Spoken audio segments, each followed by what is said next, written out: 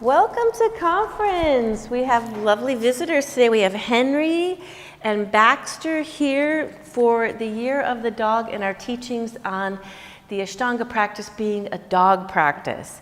Last week we talked about the qualities of the dog, our furry friends that are present in the moment, not thinking about tomorrow, not worrying about yesterday, and being lovers of cookies, of course.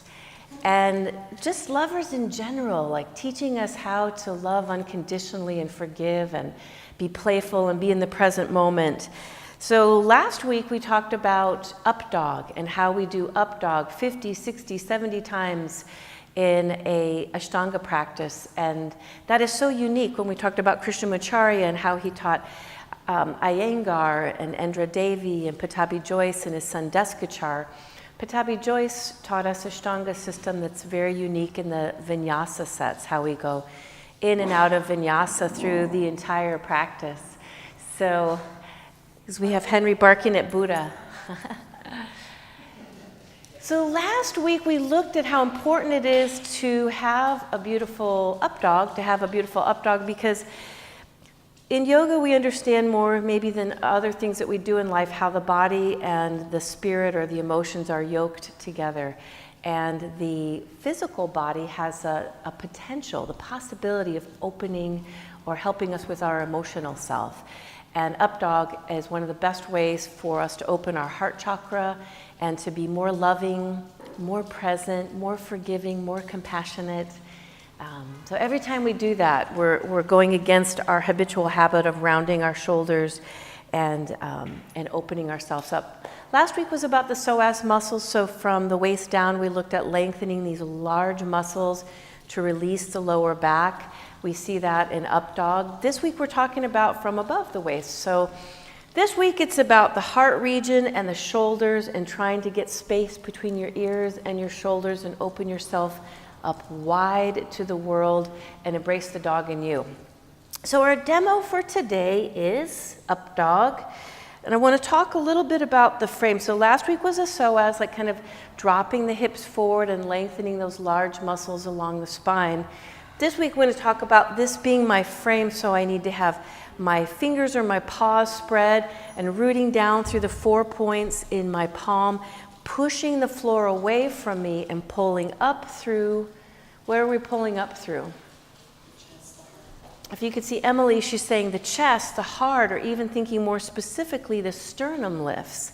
And as I push down through my palms and have these pillars of arms to support me and to support my hips opening, my back opening, I lift my sternum higher.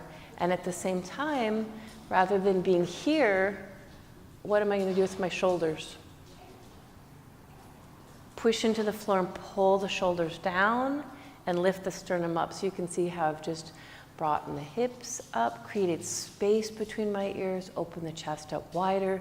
So thinking of lines of energy and up dog again being through that psoas, through the heart region opening wide, and this moving down pulls my shoulders and opens me up wider.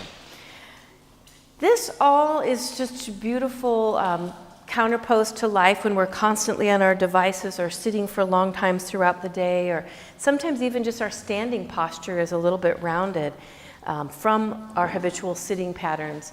So a good practice for us, aside from just doing lots of dogs in the Ashtanga practice, is to be mindful during the day to maybe take 20-minute breaks, half-an-hour breaks to get out of our chairs, to shift our movement, and do things that open us up this way. If we look at, once again, Amy Cuddy, the social psychologist, research she's done with how we hold our bodies power stances, we can remember when we studied the Wonder Woman pose.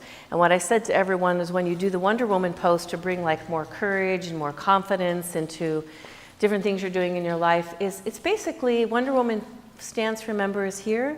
I always said it's basically an up dog stance. So you pull the shoulders back and put them on the hips, and you're in that open, vulnerable, powerful, strong, courageous position to be fully loving and forgiving. So I want to give everyone, like I did last week, a little bit of homework this week to do off your mat to help you keep this area either open, helping the back of the neck as well, once we have like strains from doing this kind of stuff, to help open that entire back region as well as this whole front pectoral shoulder region throughout the day. And Emily is going to be my assistant, and really love to get your feedback. This one is such a game changer like last week's was. If you do this for a week and find that it makes a big difference, give us a shout, send us an email or a Facebook text and let us know how this simple technique, utilizing it, is helping you in your daily life, being more loving, more biggie, more dog-like. So we finish with embrace the dog in you. Back to the homework for this week is going to be in a doorway. So you're going to find a door that's, you need to have the right size. If the door frame is too big, this won't work. But measure it and find yourself a standard frame that you can hang in. We're going to do door hanging. So you can see Emily is my demo. She has hers. This is an important part here, that the shoulders are in alignment with the actual shoulders. So they're not, here's a bad, high or too low, but just in perfect alignment. Her feet are just behind the door jamb so that she can let her body like hang forward into the door. One of the things you can't see, but I want you to notice, my hand is in front of her center area, so you don't want to hang your belly into it. You want to be in Uddiyana Bandha. You want to be like a beautiful, strong spine, like a plank, and then allow the weight of your body, as sort of like tension or resistance, to drop down into the door frame.